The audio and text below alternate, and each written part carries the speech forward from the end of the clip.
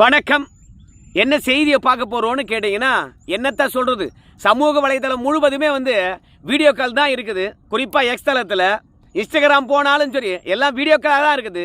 நான் பேசுகிறத விட வீடியோக்கள் நல்லா பேசும், உணர்வுகளை வெளிப்படுத்தும் அப்படின்றதுனால நிறைய பேர் வீடியோவை எடுத்து போட்டுருக்காங்க.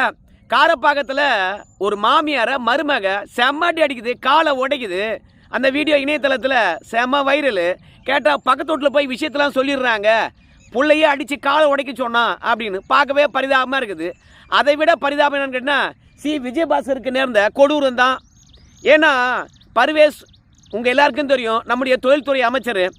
அவர் விஜயபாஸ்கர் அவர்களை ஜெயிக்க வைக்கக்கூடாது, ஜெயிச்சார்னா என்னுடைய பதவிக்கு தான் வேட்டு, அதனால் தயவு செய்து கட்சிக்காரங்க விஜயபாஸ்கரை காலை வாரணும் அப்படின்னு சொன்னாங்க. ஆனால் விஜயபாஸ்கர், நீ என்ன காலை வாடுறியா, கல்லனை நம்பினாலும் நம்பலாம், குள்ளனை நம்பக்கூடாதா சாமி அப்படின்னு சொல்கிற மாதிரி பர்வேஷ் கூடவே சுற்றிக்கிட்டு நான் இல்லைனா உன்னால் ஒன்றும் பண்ண முடியாதுன்னு சொல்லிவிட்டு தோல் மேலே தோல் போட்டுக்கிட்டு ஊர் ஊராக சுற்றுறத நம்மளால் பார்க்க முடியுது. அது மட்டும் இல்லை, விஜய்க்கு தான் ஓட்டு போட்டோம், தம்பி வந்தால் நல்லா செய்யணும்னு பார்த்தாங்க. நாங்கள்னா அத்திப்பட்டியா, ஊர் என்ன காணாமல் போச்சா அப்படின்ற ஒரு குறைபாடு. குடிக்க தண்ணி இல்லையே, நாங்கள்லாம் சாகிறோமே, உனக்கு ஓட்டு போட்டா இந்த கொடுமை தானான்றவங்க. ரெண்டாவது, ஸ்டான்லி மருத்துவமனையில் முட்டை கொடுக்குறாங்க, பெட்டில் வச்சுட்டு போயிட்டே இருக்கிறாங்க. கேட்டால் ஏம்மா சின்னதாக ஒரு பேப்பரில் கூட வைக்க மாட்டாங்களான்னு கேட்டால் எல்லா நாளும் இப்படி தான் வச்சுட்டு போகிறாங்க, நானும் நோயாளி எழுந்து வாங்க முடியாது அப்படின்னு. மருத்துவ சேவையை சிறப்பாக கொடுக்க முடியல. ஆனால் நம்முடைய மருத்துவத்துறை அமைச்சர் எழுந்து நம்ம ஒன்றிய அமைச்சர் வாக்குறுதி கொடுத்துட்டா நம்ப முடியுமா அப்படின்னு தொகுதி மறுவரைக்காக நம்முடைய அருண்ராஜ் அவர்கள் வாய் கீழே பேசுகிறாரு.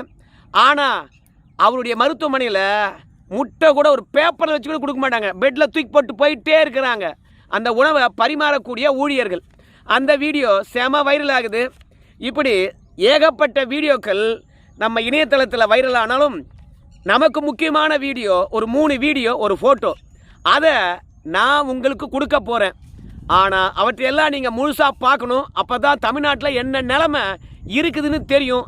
அரசியல் மாற்றம் நிகழ்ந்திருக்குதா இல்லை அத்தனை பேர் ஏமாற்றிருக்கிறாங்களா அப்படின்னு புரியும். ஆனால் அதற்கு முன்பாக நம்ம சேனலை சப்ஸ்கிரைப் பண்ணிக்கோங்க, கொஞ்சம் சப்போர்ட் பண்ணுங்கள், மறந்துடாதீங்க. இப்போது மண்டியிட்ட மரிய வில்சன் அந்த வீடியோவை பார்த்து வாங்க. எனக்கு ஒரு மொழி என்னோட கிறிஸ்டியானிட்டி கற்றுக் கொடுத்துருக்கு. அன்பு மொழி, அமைதி மொழி, இரக்கத்தின் மொழி. இது பாதி பேருக்கு எவ்வளவு தமிழ் படிச்சாலும் தெரியாது. நான் பைபிளை படிச்சிருக்கேன், பார்ன் கிறிஸ்டியன். உங்களுக்கு அந்த மொழி தான் வேணும்னா பிடிஆர் சார் அவரையும் என்னையும் ஒப்பிட்டு சில கருத்துக்கள் இங்கே சொன்னாங்க. நாங்கள் டிஸ்கஸ் பண்ணோம். Yes, language is a barrier தான் எனக்கு, அதை நான் மறுக்கல. அன்னைக்கு கொஞ்சம் ஆவசப்பட்டது உண்மைதான். மேடம் அன்புமணி உங்க அழகாக சொல்லிட்டு இருந்தாங்க, நிறைய பாயிண்ட்ஸ் அதெல்லாம் நோட் பண்ணிட்டு இருந்தேன். எல்லாம் எங்களுக்கு இன்ஃபர்மேஷன் தான், நாலேஜ் தான், நான் மறுக்கல. ஜஸ்ட் இஸ் ஃபர்ஸ்ட் டைம், எங்களுக்கு இது வெரி ஃபர்ஸ்ட் டைம். இந்த ஃபர்ஸ்ட் டைம்ல நாங்கள் திருத்திப்போம், சில விஷயங்கள் நாங்கள் கற்றுப்போம் உங்கள்கிட்டருந்து. We will come back strong. வரப்போகிற நாட்களில் வெரி ஸ்ட்ராங்காக நாங்கள் கம் பேக் பண்ணுவோம், அதில் மாற்று கருத்தே இல்லை.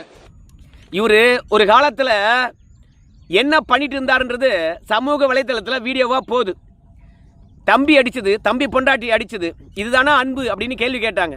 அது மட்டும் இல்லை, இந்த வீடியோவை பார்த்த உடனே தெரிஞ்சுட்டு இருக்கலாம், எவ்வளவு தமிழ் படித்தாலும் இங்கே பைபிள் கற்றுக் கொடுத்ததை உங்களால் கற்றுக்க முடியாது அப்படின்னு சொன்னார் இல்லையா. இன்றைக்கி தமிழ்நாட்டில் ஒரு அமைச்சரே பைபிளை பற்றி பேசுகிறதும் கிறித்துவத்தை பற்றி பெருசாக பேசுகிறதும் தவேக அரசாங்கத்துக்கு பெரிய தலைவலியாக இருக்குது. ஏன்னா சமூக வலைதளத்தை கிறித்துவம் மட்டும்தான் பார்க்குறானா, இஸ்லாமியன் மட்டும்தான் பார்க்குறானா, இந்துக்கள் பார்க்கலையா? எல்லா இந்துக்களுக்கும் சூடு சொரணை வந்துடுச்சு. அப்போ இவனுக்கு ஏன் ஓட்டு போடணும்? தமிழை பற்றி தப்பாக பேசினா தமிழ் ஆர்வலர்கள் பார்த்தீங்கன்னா மரிய வில்சனுக்கு பாடம் நடத்துகிறாங்க. அதே மாதிரி இந்துக்களும் பார்த்தீங்கன்னா அப்போது இந்து மதத்தில் அன்பே சொல்லித்தரலையா அப்படின்னு கேள்வி கேட்க ஆரம்பிச்சிட்டாங்க. இது ஆட்சிக்கு பெரிய ஆபத்து. பெரும்பான்மையை பகைச்சு கொள்ளவே கூடாது. அதனால் மரிய வில்சன் கிட்ட முதலமைச்சர் டோஸ் விட்டுருப்பாருன்னு நினைக்கிறேன். அதனால தான் ரெண்டாவது, நாங்கள்லாம் புதுசு தானே, தடுமாட்டம் இருப்பது சகஜம்தானே. நான் பிறந்தது பாண்டிச்சேரி, வளர்ந்தது திருவாரூர், இப்போ அரசியல் செய்வது ஆர்கே நகர். நீங்களும் கற்றுக்கிட்டு இருக்கீங்க, நானும் கற்றுக்கிட்டு இருக்கிறேன். பார்த்தீங்களா, அன்புமணி ராமதாஸ் அவங்களுடைய ஒய்ஃபெல்லாம் இங்கே மன்றத்தில் சில விஷயங்களை சொல்லி கொடுத்தாங்க. அதே மாதிரி வந்து நம்முடைய வன்னியரசு அவர்கள் சில விஷயங்கள் சொல்லி கொடுத்தாங்க. அப்புறம் நம்முடைய கம்யூனிஸ்ட் தோழர்கள் வந்து நிறைய விஷயங்கள் சொல்லி கொடுத்தாங்க. இப்படி நிறைய விஷயங்களை நானும் கற்றுக்கிட்டு இருக்கிறேன். அடுத்த முறை அப்படின்னு சொல்லிவிட்டு வீடியோவில் பேசியிருப்பார், நீங்கள் பார்க்கலாம். இதுக்கெல்லாம் என்ன காரணம்னு கேட்டிங்கன்னா பயங்கரமான எதிர்ப்பு வந்தது தான். அது மட்டும் இல்லை, மக்களால் தேர்ந்தெடுக்கப்பட்டு சட்டமன்றத்துக்கு போயிருக்கக்கூடிய ஒரு சட்டமன்ற உறுப்பினர் அமைச்சர் வந்து மக்களுக்கு சேவையாற்றணும், மக்களுக்கு புரிகின்ற மொழியில் பேசணும். அந்த மொழி இல்லைன்றது எல்லாரும் புரிஞ்சுக்கிட்டாங்க. இன்றைக்கி தமிழ்நாடு முழுவதும் இந்த மரிய வில்சன் அவர்கள் மன்னிப்பு கேட்ட மாதிரி பேசுனதும், அடுத்த முறை சிறப்பாக நான் பேசுகிறேன்னு சொன்னதும், தவேக அரசாங்கம் இந்த மாதிரி ஒவ்வொரு தவறையும் சரி செய்து கொள்ளணும். இல்லைன்னு வச்சுங்களேன், இந்த ஆட்சிக்கு மக்கள் வேட்டு வச்சுருவாங்க அப்படின்றத அந்த கட்சிக்காக ஓட்டு கேட்ட ஒரு நடிகை வீடியோ வெளியிட்டிருக்காங்க. அந்த வீடியோவும் பார்த்துட்டு வாங்க. பாத்தீங்கல்ல, எங்க தளபதி எங்க அண்ணனோட முதல் கையெழுத்து என்னது, 200 யூனிட் இபி ஃப்ரீ. இப்ப நீங்க எல்லாரும் என்ன இந்த வீடியோவை நான் தான் ஃபர்ஸ்ட் அப்லோட் பண்ண, அதுக்குள்ள நான் சாரி கேட்கிறேன். ஆல்மோஸ்ட் 2-3 மந்த்ஸா நம்ம சாமானிய மக்களுக்கு அவங்களோட இபி பில் அவ்வளோ அதிகமா வந்துட்டே இருந்து, எனக்கும் இதே நிலைமை தான். அண்ட் டிவிக்கே கரண்ட் பில் விஷயத்துல சொன்ன மாதிரி இப்போ வரைக்கும் ப்ராக்டிக்கலா அந்த மாதிரி எதுவுமே நடக்கவே இல்லை. இப்படியே போச்சுன்னா மக்களோட வாழ்வாதாரம் ரொம்பவே கஷ்டமா போயிடும். அண்ட் நீங்க அந்த 200 யூனிட்ஸ் ஃப்ரீன்னு சொன்னதை எடுத்துட்டு இதுக்கு முன்னாடி கரண்ட் பில் எப்படி வந்ததோ அதே மாதிரி நார்மலா கொடுத்தாலே மக்கள் எல்லாருக்குமே ரொம்பவே ஹெல்ப்ஃபுல்லா இருக்கும். அண்ட் இப்படியே போச்சுன்னா கவர்மெண்ட் மேல இருக்கிற ட்ரஸ்ட் ரொம்பவே கம்மியாயிட்டு. இந்த அம்மா மின்கட்டணம் தாறுமாறா வருது அப்படின்னு சொல்றாங்க. எங்க வீடு ஒன்று பூட்டியே இருக்குது, ஆனால் அதற்கு கூட 624 ரூபாய் மின்கட்டணத்தை அனுப்பி வச்சிருக்காங்க. பூட்டின வீட்டுக்கு எப்படி மின்கட்டணம் வரும்? கொடுமை. அதனால் இந்த மின்கட்டண உயர்வுனால எல்லாரும் தத்தளிக்கிறாங்க. ஆனால் இந்த அம்மா சொன்னதில் 100% உண்மை இருக்குது. ஆனால் தற்குறிகளை பொறுத்த வரைக்கும் இந்த அம்மா என்ன சொன்னாங்கன்ற விஷயத்தை புரிந்து கொள்ளாமல் இந்த அம்மா யாருன்னு பின்னாடி போய் தேடி அலசி ஆராய்ந்து மு.க. ஸ்டாலினுடன் போட்டோ எடுத்திருக்காங்க. இவங்க திமுக பின்புலம் அவதூறு பரப்புகிறாங்க அப்படின்னு சொல்லிட்டு இங்கே இருக்கின்ற தற்குறிகளும் அணில்களும் வந்து அந்த அம்மாவை கடிச்சு வைக்குதுங்க. ஏய், ஒன்றே ஒன்று மட்டும் சொல்கிறேடா சாமிகளா, முதல்ல புரிஞ்சுங்கடா. உங்கள் விஜய் அவர்கள் 75 ஆண்டு காலமாக கட்சி நடத்தலை. உங்கள் விஜய் 57 ஆண்டு காலமாக அதிமுக மாதிரி கட்சி நடத்தலை. அவர் கட்சி தொடங்கி 3 வருஷம்தான் ஆகுது. அதனால் இன்னைக்கு இருக்கக்கூடியவங்க தவேகாவில் இருக்கக்கூடியவங்க மேக்சிமம் பார்த்தீங்கன்னு வச்சுக்கலாம் அதிமுக திமுகவில் இருந்தவங்க தான் இருந்திருப்பாங்க. வேற யாரும் இருந்திருக்க வாய்ப்பே கிடையாது. நேற்று வரைக்கும் நடிகன் ரசிகராக இருந்திருப்பாங்க, கட்சி தலைவனாக வேற ஒருத்தரை ஏற்றிருப்பாங்க. அதுக்காக பழைய புகைப்படத்தை தான் எடுத்து போட்டு இந்த அம்மா திமுகவை சார்ந்தவங்க அதான் இந்த மாதிரி பொய் சொல்கிறாங்கன்னு சொன்னால் எந்த அளவுக்கு லாஜிக்? அந்த அம்மா பின்புலத்தை ஆராயாதீங்கடா, ஆராயாதீங்க. ஏன்னா அது வந்து தனிப்பட்ட விஷயம். ஆனால் அவங்க வைக்கின்ற குற்றச்சாட்டில் உண்மை இருக்குதா? அந்த குற்றச்சாட்டை எப்படி தீர்ப்பது அதை பார்க்கணும். இன்றைக்கி சொத்து வரியானது சென்னை மாநகராட்சியில் 2 அல்லது 3 மடங்கு உயர்ந்து போச்சுன்னு சொல்கிறாங்க. உண்மையா பொய்யா என்று ஆராய்ந்து பார்க்கணும். எல்லாருமே வீடியோ வெளியிட்டிருக்காங்க எந்த அளவுக்கு சொத்து வரி உயர்ந்திருக்குன்னு சொல்லிவிட்டு. 14,56,340 பேருக்கு மேலே வந்து இந்த சொத்து வரியை கட்டணுமா. ஆனால் அவ்வளோ பேரும் வந்து வரி உயர்வு இருக்குதுன்னு சொல்கிறாங்கன்ட்டு அந்த அமைப்பினுடைய செயலாளரே சொல்கிறார். ஆனால் மாநகராட்சி ஆணையரை பொறுத்த வரைக்கும் சொத்து வரியெலாம் உயர்த்தலை அப்படிங்கிறாங்க. மேயர் இருக்காங்களா, மேயர் அவங்க வாய் திறந்து சொல்லட்டும். பிரியா மேயர் ஏன் வாய் திறந்து சொல்லலை? அதனால் சொல்கிற விஷயங்கள்லாம் உண்மை இருக்குதா மட்டும் பாருங்கடா. அந்த அம்மா யார் என்னன்னு பார்க்காதீங்க. என்னவோ பாரம்பரியமாக நான் கிறிஸ்டின்னு, நான் கிறிஸ்துவத்தில் பிறந்தேன் அப்படின்னு மரிய வில்சன் அவர்கள் சோத்துக்கு மதமானவங்களாம் இன்றைக்கி மாத்தட்டுறாங்க பாருங்க. அந்த மாதிரி என்னவோ இந்த அம்மா பரம்பரையாக தவேக கட்சியில் தான் இருந்திருப்பாங்க அப்படின்னு சொல்லிட்டுலாம் போய் பின்புலத்தை தேடாதீங்க. ஏன்னா நேற்று வரைக்கும் உங்களுடைய தலைவர் நடித்து கொண்டு இருந்தார். ஏன் இந்த அம்மா வீடியோக்கு இவ்வளோ பெருசாக பேசுறேன்னு கேட்குறீங்களா? இந்த வீடியோ பல பத்திரிகைகள் பல தொலைக்காட்சிகளில் வந்தாச்சு. இந்த அம்மாவை அவ்வளோ ஆபாசமாக திட்டுறானுங்க.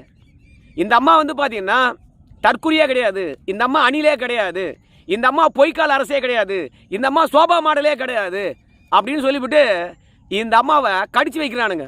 இந்த அம்மா யாராக இருந்தால் என்னடா உனக்கு என்னடா? அந்த அம்மா சொல்கிறதில்ல உண்மை இருக்கா பொய் இருக்கா பாடுறா. அது மட்டும்தான் நாம் எல்லாரும் பார்க்க வேண்டிய விஷயம். 3வது இந்த வீடியோ பாருங்கள். அப்ப எதை நோக்கி போகுது? முதலமைச்சருக்கு வேலை பார்க்கிற ஆர்வம் இல்லையா? எங்க போய் முடிய போகுதுன்னே தெரியல. முதலமைச்சரோட பவர்ஸ் எல்லாத்தையும் அவரு பல பேருக்கு மாத்தி கொடுத்திருக்காருங்க, பல அமைச்சர்களுக்கு. எந்த முதலமைச்சரும் செய்ய மாட்டாங்க. அதாவது இன்ஃபார்மலா நீங்க கொஞ்சம் பார்த்து எனக்கு ரிப்போர்ட் அனுப்புங்கன்னு சொல்லுவாங்க. அதிகாரப்பூர்வமா முதலமைச்சர் என்னென்ன, உதாரணமா முனிசிபாலிட்டி இங்க எல்லாம் டிரான்ஸ்பர்ஸ் முதலமைச்சர் பார்க்க வேண்டிய மேட்டர், அதை தூக்கி வேற ஒரு அமைச்சர் கொடுத்தாச்சு. ரெண்டு பக்கங்க படிச்சீங்கன்னா தலையை சுத்துது. எதுக்கு இந்த மாதிரியான பவரை இப்படி அவரு பவரை வந்து ஒரு முதலமைச்சர் ரெஸ்பான்சிபிலிட்டியை உதறாரு. நான் சப் டெலிகேஷன் ஆஃப் பவர்னு கூட நான் பார்க்கல. எந்த முதலமைச்சரும் செய்யாத ஒரு விஷயத்தை நம்முடைய முதலமைச்சர் செஞ்சிட்டாரோ என்ற ஒரு எண்ணம் நமக்குள்ள இருக்குதுங்க. ஏன்னா அவருடைய பவரை யாருக்காவது பகிர்ந்தளித்து விட்டாரோ என்ற ஒரு எண்ணம் இருக்குது. இந்த போட்டோவை பாருங்க. இந்த போட்டோ பார்த்தா நீங்க புரிஞ்சுக்கலாம். செங்கை ராமச்சந்திரன் அதிமுக ஐடி விங்ஸ்ல இருந்தாரு, மாணவர் அணியில் இருந்தாரு, இப்போ தவேக்கலப்பை இணைஞ்சிருக்கின்றாரு. ஏன் தெரியுமா?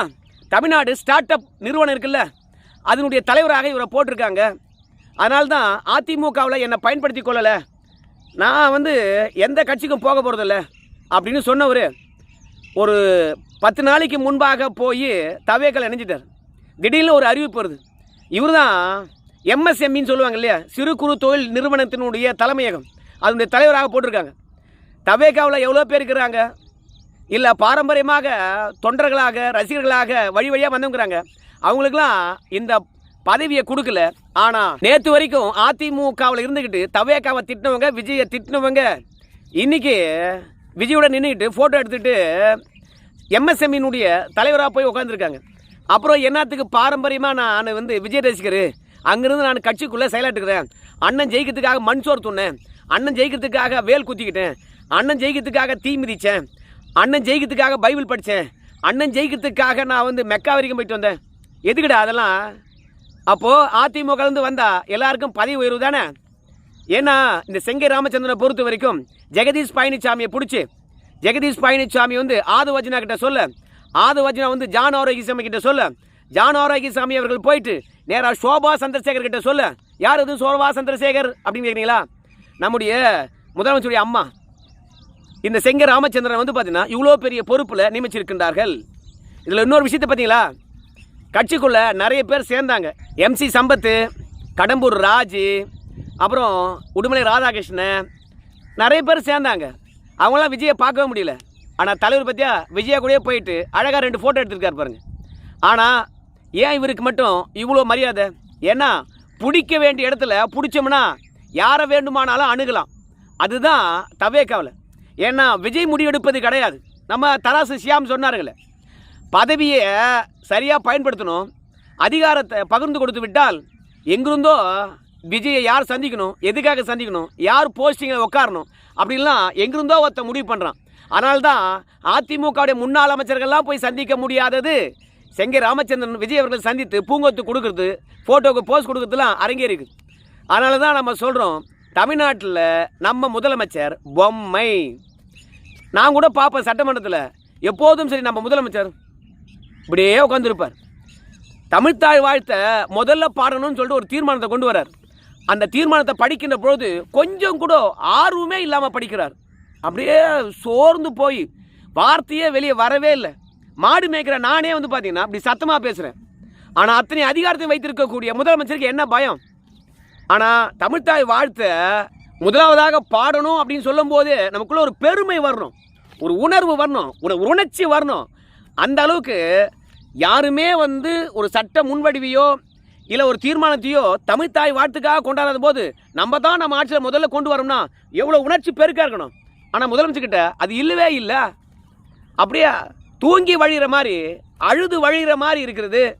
அதனால் அதிகாரத்தை பகிர்ந்து கொடுத்து விட்டாரோ என்ற ஒரு எண்ணம் இருக்குது. அதனால தான் நேற்று வரைக்கும் அதிமுகலேருந்து தவேக்கவை திட்டினவெல்லாம் விஜயா கூட நின்றுக்கிட்டு ஃபோட்டோ எடுக்கிறான். இதில் வைசாலி அந்த நடிகை வந்து மின்கட்டணம் உயர்ந்து போச்சு என்று சொன்னதுக்கு இந்த அம்மா திமுக காரங்க அப்படின்னு வந்து கதறானுங்க. இந்த செங்கை ராமச்சந்திரன் மாதிரி தான் விசாலி கூட திமுக வந்து தவேக்காக ஓட்டு கேட்டிருப்பாங்க போல இருக்குது. அண்ணனுக்காக களத்தில் இங்கே வேலை பார்த்துருப்பாங்க போல இருக்குது. அதனால் இவங்க உங்கள் கட்சிக்காக உழைத்தாங்களா இல்லையான்னு பாருங்கள். இரண்டாவது, அவங்க சொன்னதில் உண்மை இருக்கா இல்லையான்னு பாருங்கள். மொத்தத்தில் இந்த அரசாங்கம் யாருக்கும் பாதுகாப்பு இல்லை, முதல்வருக்கும் சேர்த்து தான். ஏன்னா அவருடைய அதிகாரத்தை தான் பகிர்ந்து கொடுத்துட்டாரு. எந்த முதலமைச்சரும் செய்யாத ஒன்று அதிகாரத்தை பகிர்ந்து கொடுப்பது. நீ அதை பார்த்துக்கோ, நீ இதை பார்த்துக்கோ அப்படின்னு. கடைசியில் தராசு சியாம் சொல்லுவார், விருப்பம் இல்லையா முதலமைச்சராக இருப்பதற்கு? நாம் என்ன சொல்கிறோன்னு கேட்டிங்கன்னா, அப்படின்னா விட்டு போ முதலமைச்சர் பதவியை விட்டுட்டு அப்படின்னு சொல்லிட்டு சொல்கிறோம். இந்த தமிழ்நாடாவது உருப்படும். ஆர்வமே இல்லாமல் அந்த பதவியில் உட்காந்துன்னு நீங்கள் என்ன சாதிக்க போகிறீங்க என்ற கேள்வி தான் நமக்குள்ளே எழுது. நன்றி நண்பர்கள்.